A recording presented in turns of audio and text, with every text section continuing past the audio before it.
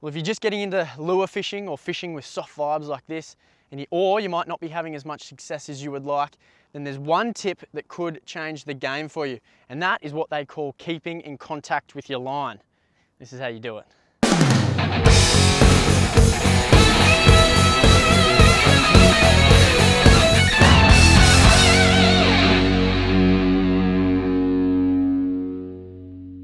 So when you're fishing with a lure, where it be a soft vibe like this or a curly tail soft plastic, and you do a big long cast out and that lure is sinking down in the water column, they're built so well these days that it's actually going to be working or enticing fish on the sink.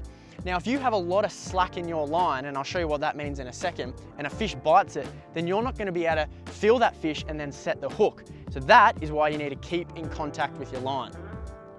So what that means is when you do a big long cast out, as you always should when you're fishing with lures, and it hits the surface of the water and starts to sink, you need to slowly wind to keep tension in your line. So anything that hits it, whether it be a little tailor or even a big mulloway or snapper if you're lucky, you'll be able to feel that bite and then set the hook.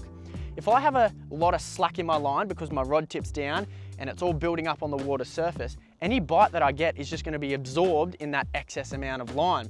So what keeping in contact with your line means is as the lure's sinking, I'm slowly winding and adjusting how much slack I have in my line. So when I do feel a little tick or a little tap or my line just straightens straight away, I can set that hook.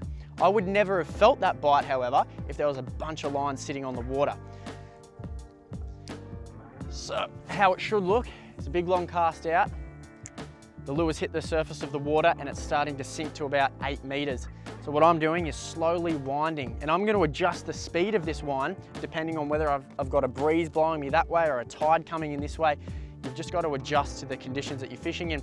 So I've got absolutely no wind or tide here, so I'm just slowly winding, keeping the slack in the line as that lure sinks, and then when it hits the bottom, which is there now, and I jerk it up off the bottom, putting a bit of life into that lure, I still keep in contact with the line as it sinks down. And that is because a fish is probably going to pounce on that as it's dropping through the water column as it looks injured. Now, if you don't, and I rip it up, and then I just leave my rod there like that, there's a big belly of line. And when a flathead or a mulloway hits it, I'm not going to know it's there. So that is what keeping in contact with your line means. It's a really important part of fishing with lures.